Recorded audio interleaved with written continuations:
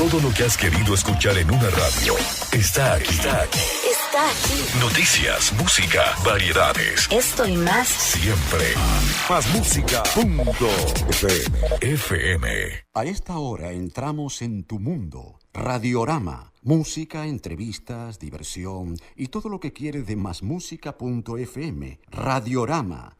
Las mañanas como deben ser.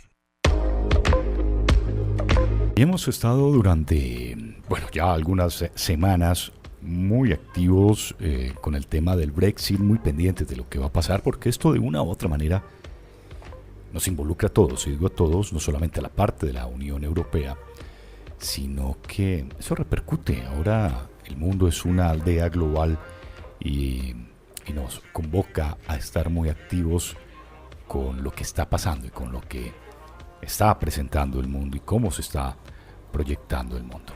Por eso hoy muy amablemente el profesor doctor en Derecho Nicolás Alonso Moreda nos acompaña desde Donostia, San Sebastián en España, desde la Universidad del País Vasco, y está con nosotros vía Skype. Profesor, muy buenos días, buenas tardes para usted en España. Gracias por aceptar esta invitación a Radiorama de másmusica.fm. Es un honor saludarle. Buenos días, buenas tardes desde España. El honor es mío en saludarles. Un saludo a todo Colombia. Bueno, vamos a ser muy precisos y con preguntas muy concretas para un poco entender, pues no solamente en Colombia, sino digamos en el resto del mundo donde tenemos oyentes, ese tema del Brexit. ¿Por qué es tan importante ahora? ¿Por qué cambia un poco la forma o la manera de la Unión Europea estar allí con el Reino Unido? ¿Qué repercusiones? Pero bueno, primero digamos que vamos a analizar un poco sobre el Brexit. ¿Qué es realmente el Brexit? ¿Cómo lo podemos entender, profesor, de una manera más natural y menos compleja, menos llena de números? ¿Qué es el Brexit exactamente?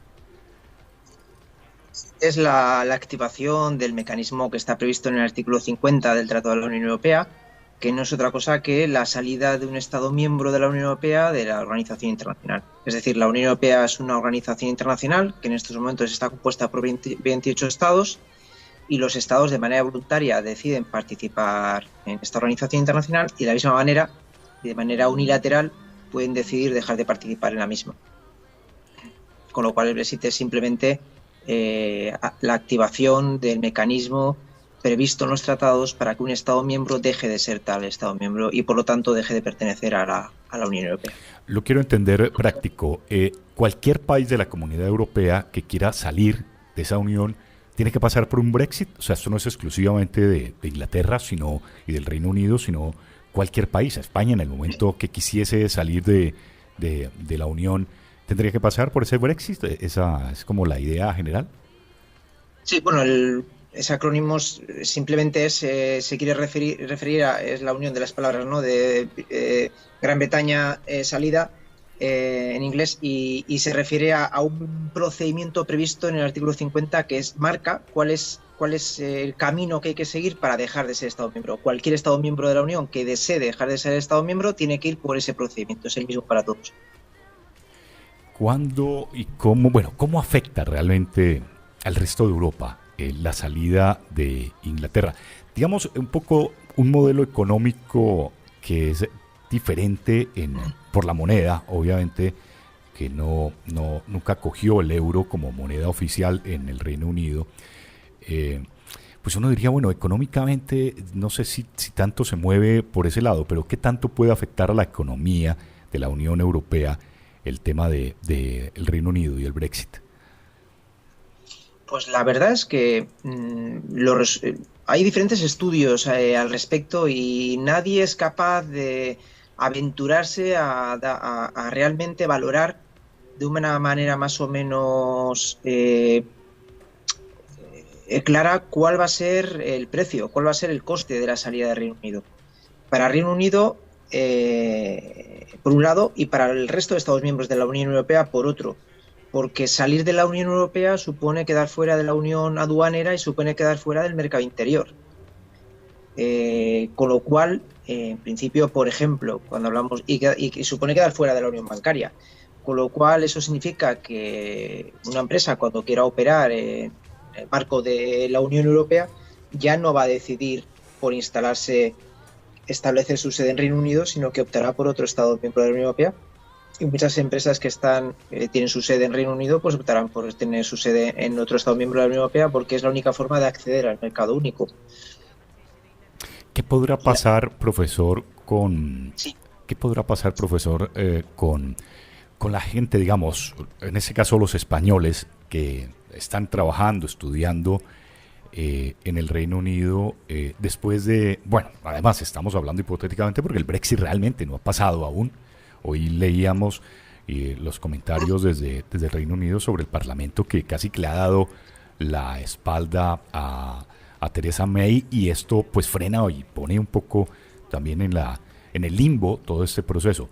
Pero en medio de todo eso, en caso de que aparezca el Brexit, ¿qué pasa con el resto de europeos que están, y en ese caso con españoles, que están trabajando o estudiando en el Reino Unido?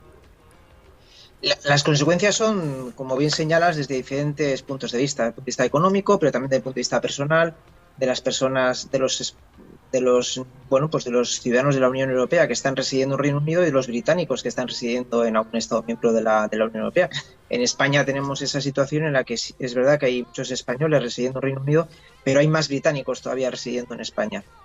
Con lo cual, cuando antes señalaba es que el Reino Unido queda fuera del mercado único, claro, quedar fuera del mercado interior significa quedar fuera de las 4 libertades: la libre circulación de mercancías, de capitales, pero también de personas. En estos momentos, para saber realmente cuáles van a ser las consecuencias, tendríamos que saber qué tipo de Brexit vamos a tener, que es algo que todavía no sabemos. Porque si nos vamos a un Brexit duro, si nos vamos a un Brexit sin acuerdo entre el Reino Unido y la Unión Europea, esto significa que el 29 de marzo, si no hay prórrogas, Reino Unido automáticamente deja de ser Estado miembro de la Unión y por lo tanto se le deja de aplicar todo el derecho de la Unión Europea. ¿Esto qué implica desde el punto de vista de las personas que residen en Reino Unido, que son ciudadanos de la Unión? Pues que pasarían a ser nacionales de un tercer Estado y pasarían a ser tratados por las leyes de inmigración de Reino Unido como cualquier ciudadano de un tercer país. ¿Y cuál es la diferencia? Que un ciudadano de la Unión Europea tiene el derecho a residir y a circular libremente por todo el espacio de la Unión Europea. Tiene derecho a trabajar, a establecerse, a trabajar por cuenta ajena o a establecer una empresa en cualquier Estado miembro de la Unión Europea. Y la normativa del derecho a la Unión Europea garantiza que a partir de los 5 años de residencia continua y en un Estado miembro de la Unión Europea, tienes que ser tratado de la misma forma que un nacional de ese país. Se te aplica lo que se llama el principio de no discriminación por razón de nacionalidad. Esto que supone que cualquier español, por ejemplo, que resida en Reino Unido desde hace más de 5 años, tiene que ser tratado a todos los efectos, ayudas sociales, derechos laborales, etcétera, etcétera, tiene que ser tratado como un nacional británico. Tiene derecho a todo el estado del bienestar que proporciona el Reino Unido a sus nacionales. Claro, si Reino Unido sale de la Unión Europea, de la noche a la mañana estos ciudadanos se encuentran con que son nacionales de terceros países y que tienen los mismos derechos que tiene cualquier ciudadano de un tercer país, que han perdido los derechos que le garantizaba el derecho de la Unión. Y ya no tienen que ser tratados según ese principio de no discriminación por razón de nacionalidad.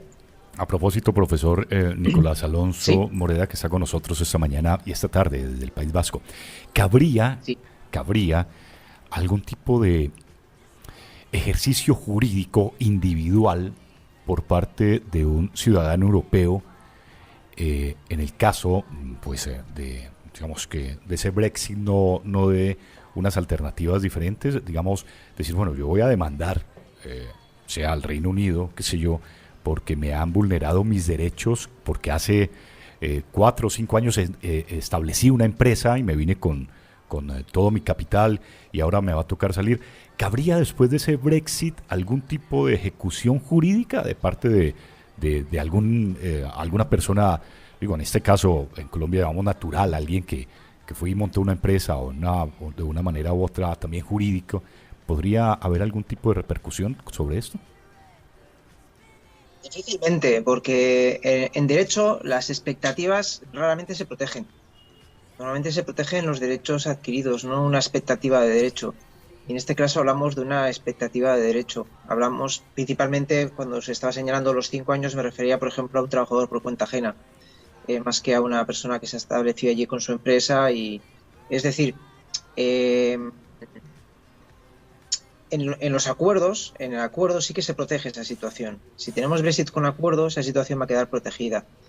Pero si no hay acuerdo, esas situaciones van a quedar desprotegidas y todo quedará a que España y Reino Unido, por ejemplo, quieran hacer un acuerdo bilateral de reciprocidad en ese sentido. Por ejemplo, España y Reino Unido podrían llegar a un acuerdo bilateral porque tienen intereses encontrados ahí.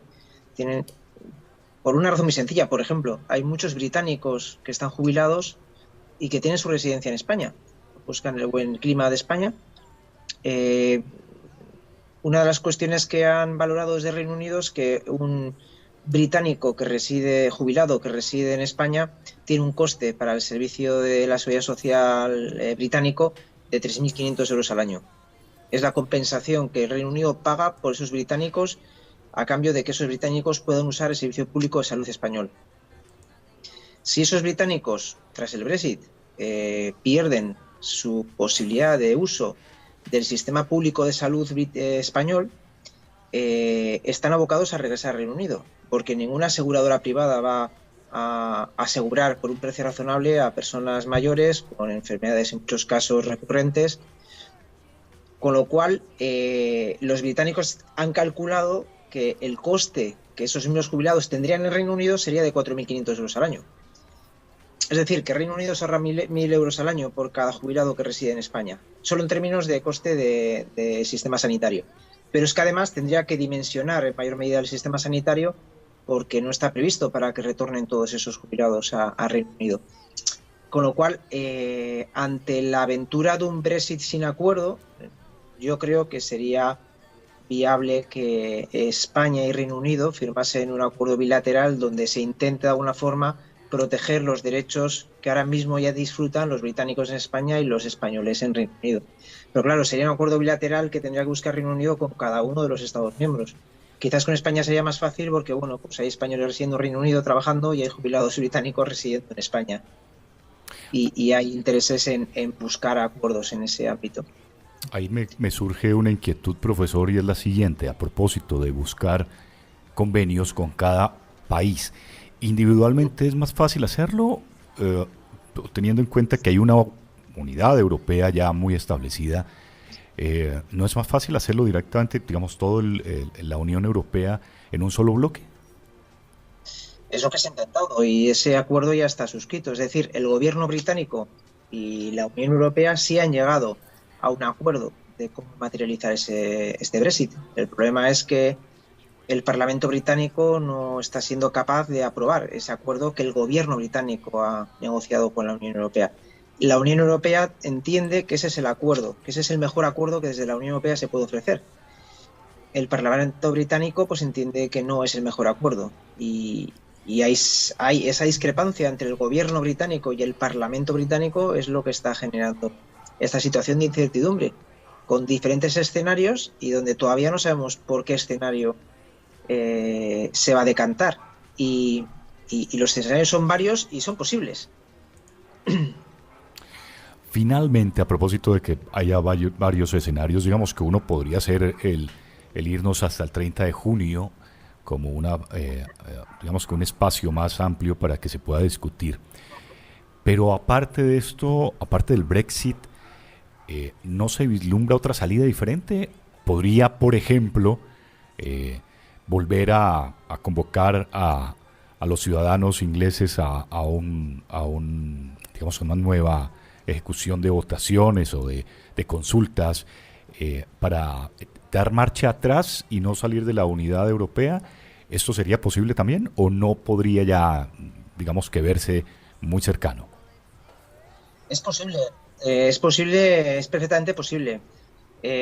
Por un lado, ya el Tribunal de Justicia ha dicho que la decisión de retirar la solicitud de retirada de la Unión Europea es una decisión unilateral del Reino Unido. Es decir, los juristas hasta hace poco discrepaban en si dar marcha atrás en este procedimiento de retirada del Reino Unido tenía que ser una decisión consensuada entre la Unión Europea y Reino Unido o podía ser una decisión unilateral del Reino Unido. Porque lo que está claro, lo dice el artículo 50 del tratado, es que la solicitud de retirada es una decisión unilateral del Estado que se quiere retirar. Pero lo que no está claro es, una vez presentada esa solicitud de retirada, si ese Estado también de manera unilateral podría retirar esa solicitud. Y el Tribunal de Justicia ya ha aclarado que sí, el Reino Unido de manera unilateral hasta el último día puede optar por dar marcha atrás y renunciar al Brexit. Y la Unión Europea tiene que aceptarlo. Claro, eso pasa en cierta medida por la celebración de un nuevo referéndum. Ahí ya entramos en el ámbito de la política. En la política casi todo es posible. Yo entiendo, y hace tiempo que lo defiendo, que yo creo que hay una cierta legitimidad para convocar un nuevo referéndum. Principalmente por dos factores muy, muy claros para mí. Porque el referéndum anterior es un referéndum en el que la mayoría que ganó a favor del Brexit, una minoría mínima, fue un 51 y pico % a favor del Brexit. En estas decisiones de especial trascendencia, yo creo que tendríamos que irnos a mayorías claras. No es suficiente con un 1% para que se materialice una decisión tan relevante. Y por otro lado, porque ahora los británicos ya saben cuáles son las condiciones de retirada. Antes les preguntaron, ¿quiere usted irse de la Unión Europea? ¿Sí o no? Ahora en un nuevo referéndum les pueden preguntar a los británicos, ¿quieren ustedes irse de la Unión Europea en estas condiciones? Ya sabemos cuál es el acuerdo de retirada, ya sabemos qué condiciones pone la Unión Europea al Reino Unido para retirarse. Y hay diferentes opciones sobre la mesa. Ahora les pueden dar a elegir a sus ciudadanos diferentes opciones. Retirar el Brexit, aceptar el acuerdo, irnos a un Brexit duro, explorar nuevas vías como la situación, pues irnos por la situación de Islandia, Noruega, etcétera. Es decir, yo creo que un nuevo referéndum sí tendría cierta legitimidad si se plantea en esos términos. Vamos a preguntar a los británicos, ahora que sabemos qué supone la retirada y cuáles son las condiciones, si en estas condiciones se quieren ir o no. Pero no parece que el gobierno británico esté por la labor. Y el Parlamento tampoco parece. A partir de mañana toma la batuta el Parlamento británico y van a explorar diferentes situaciones, van a votar diferentes situaciones de manera no vinculante, a ver cuáles de ellas cuál de esas situaciones es la que apoya una mayoría parlamentaria. Pero por el momento hay esa incertidumbre. Pero posibilidad hay. Jurídicamente se puede. 3 últimas preguntas, profesor. ¿Usted cree que la gente estuvo mal informada a la hora de salir a votar? Porque finalmente hemos analizado muchas veces desde aquí que quienes salieron a votar realmente fueron los más conservadores, ya gente de edad, ya adultos que pues conservan un poco esa ideología de ser muy de ellos, muy dentro de su sociedad y su economía, y los jóvenes pues que realmente ahora están en otro proceso distinto también de revisar sus vidas y su comportamiento laboral. Pues esa gente no salió porque no estuvo bien informado o no creyeron que fuera realmente a pasar una situación de estas. ¿Fue la mala información, sobre todo en el momento de ir a votar? Yo creo que en parte sí hubo mala información. En muchos reportajes, ¿no? Y en muchos medios se está hablando de que la campaña a favor del Brexit fue una campaña muy dura, muy fuerte, con muchos argumentos erróneos, por no decir falaces, y que la campaña en contra del Brexit no fue una campaña tan intensa. Pero en cualquier caso fue una campaña que atacó a las entrañas, que atacó a las vísceras. Fue una campaña racional. Atacó argumentos de inmigración, etcétera, etcétera. Cuando, pues Reino Unido, por ejemplo, tiene una situación particular en el ámbito de la Unión Europea, porque, por ejemplo, no está como ya has señalado tú, no está en la Unión Monetaria, pero tampoco está en Schengen, con lo cual no hay una libre circulación efectiva con Reino Unido, como si lo hay con otros Estados miembros, entre otros Estados miembros de la Unión Europea, aquellos que son parte de Schengen. Fíjate que ya cuando Reino Unido se adhiere a la Unión Europea en el año 72, accedió después de un tiempo en el que Francia vetó a Reino Unido, porque entendía que era un país de corte euroescéptico, que tiene una visión de la Unión Europea únicamente limitada al mercado único. a la integración económica y no política. Y ya a Francia le costó aceptar en el 72 la adhesión de Reino Unido. Bueno, pues ahora un referéndum en cierta medida convocado de manera, en mi opinión, irresponsable por Cameron, simplemente por una coyuntura política en la que se encontraba su partido de debilidad y en el marco de una campaña electoral, pues ha tenido estas consecuencias. Sería, bueno, a partir de, digamos, la implementación del Brexit, digamos que sea admitido por el Parlamento británico y sea acogido, hay un tiempo además para, digamos, para ubicar un poco otra vez todo el sentido de cómo se va a manejar comercialmente o cómo se va a manejar en el tema cultural, social, otra vez volver a deshacer digamos, bueno, a asumir el Brexit ya como posición del Reino Unido. ¿Hay un tiempo para que la Unión Europea también acoja o le tocaría empezar también, como desde el principio dijimos, a cada país empezar a argumentar diferentes convenios? Aquí de lo que se trata cuando se activa este mecanismo de salida, de retirada de la Unión Europea, es la firma de dos acuerdos. Por un lado, el acuerdo de retirada, es decir, en qué condiciones se retira ese Estado miembro, y por otro lado, un acuerdo en el que se fijen cuáles van a ser las relaciones a futuro que van a tener, en este caso, la Unión Europea con Reino Unido. Con lo cual, la futura relación va a pasar por un acuerdo entre la Unión Europea y el Reino Unido. Todo lo que sean acuerdos bilaterales va a ser muy complejo, porque hay muchas cuestiones en las que la competencia no es de los Estados, sino que es de la Unión Europea. Claro, los Estados miembros de la Unión Europea están en la Unión aduanera, no pueden negociar acuerdos aduaneros con un tercer Estado porque la competencia es de la Unión. Ya. Con lo cual, por ponerte un ejemplo, con lo cual en muchas cuestiones todo pasa porque finalmente tengamos un acuerdo entre la Unión Europea y Reino Unido, sobre todo cuando hablamos de cuestiones económicas, cuando hablamos del mercado único, cuando hablamos de la Unión aduanera. No puede España firmar un acuerdo aduanero con Reino Unido, tiene que ser la Unión Europea la que firme ese acuerdo aduanero con Reino Unido, dado que la competencia en materia aduanera es una competencia exclusiva de la Unión Europea, ya no es competencia española. Y lo mismo en el resto de Estados miembros. Hay cuestiones en las que la competencia sigue siendo estatal y ahí sí se podrían firmar acuerdos bilaterales, pero en las cuestiones que son competencia de la Unión Europea no. Me devuelvo a esta parte ya para ir finalizando. Profesor, esta me quedó un poco, no la duda, pero creo que escuché, digamos, en el momento que se pudiese volver a sacar al pueblo a las urnas, a que votaran. Sí. La pregunta exacta sería, ¿quieren no salir de la Unión Europea o regresar a la Unión Europea? ¿Cómo se manejaría entonces eso? En regresar no, porque ellos están en la Unión Europea. Uh-huh. Hasta que no se materialice el Brexit, el Reino Unido es un Estado de pleno derecho en la Unión Europea, con todos los derechos y todas las obligaciones. Con lo cual, en ese posible referéndum se podría preguntar al pueblo británico: ¿desea usted abandonar la Unión Europea en estas condiciones? Yeah. Que serían las condiciones del acuerdo, o en un acuerdo. Pueden ser varias preguntas. Ahora lo que se está manejando es un posible referéndum. Hay quien está proponiendo en el Parlamento británico, es una minoría de miembros del Parlamento, pero que están proponiendo un referéndum con diferentes preguntas. Primero, si quiere usted abandonar o no la Unión Europea, de acuerdo con el acuerdo que ha negociado el gobierno británico con la Unión Europea, sin acuerdo, o permanecer en la Unión Europea. Podría ser la pregunta. Aquí el problema son las fechas.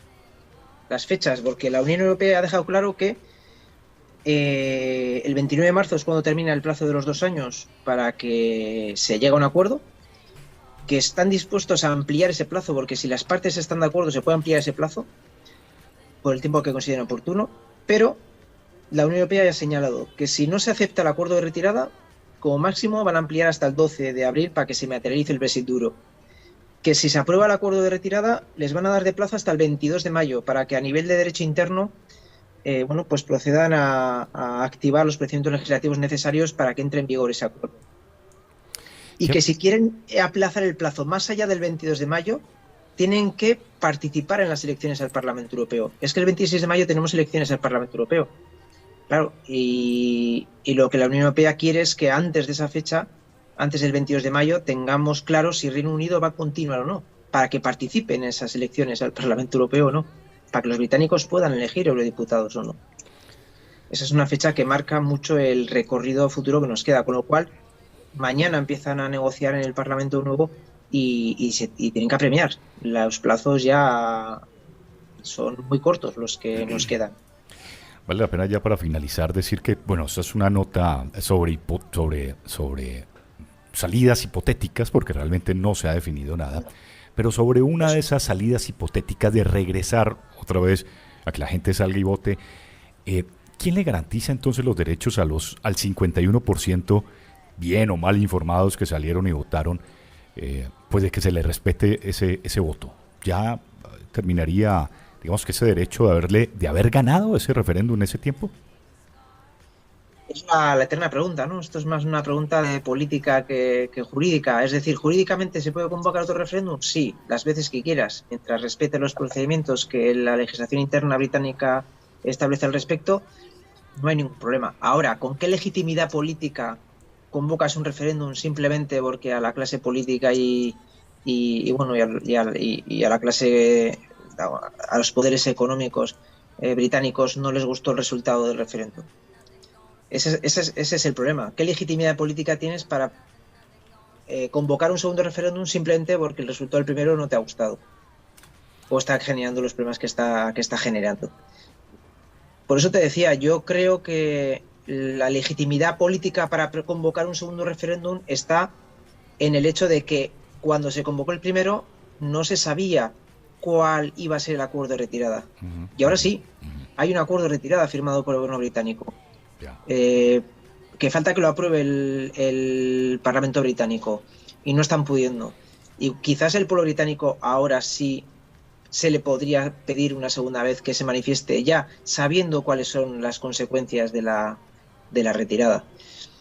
Pero pues lo de siempre, en otras ocasiones en la Unión Europea, cuando se han modificado los tratados, por ejemplo a Irlanda se le ha forzado a repetir el referéndum cuando ha fracasado, cuando la reforma del Tratado de Lisboa, cuando la reforma del Tratado de Niza, es decir, cuando se adoptaron reformas de los tratados que rigen el funcionamiento de la Unión Europea, ahí el pueblo irlandés sometió a referéndum el tratado y como salió que no, bueno, pues lo volvió a convocar unos meses más tarde.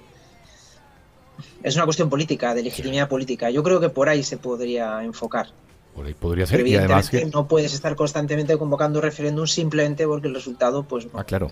Pues no es el que esperabas. Claro, pero históricamente entonces ya se han dado algunas, digamos, no echar para atrás, sino volver a convocar esos referendos por lo que estamos escuchando. Es parte de esa información muy interesante que nos convoca hoy, y no solamente a la Unión Europea y a la Gran Bretaña, al Reino Unido, sino digamos al mundo entero, porque vuelvo con lo que inicié esta conversación, esto es una aldea global y a todos de una forma u otra nos afecta. Y a Nicolás Alonso Moreda, doctor en Derecho, gracias por habernos acompañado desde un sitio lindísimo que es Donostia, San Sebastián y todo el País Vasco y la Universidad del País Vasco. Ha sido un placer, muchísimas gracias por estos minutos y creo que hemos quedado muy actualizados con el tema del Brexit. Es siempre un honor para nosotros tenerlo aquí en Radiorama. Profesor, muchas gracias.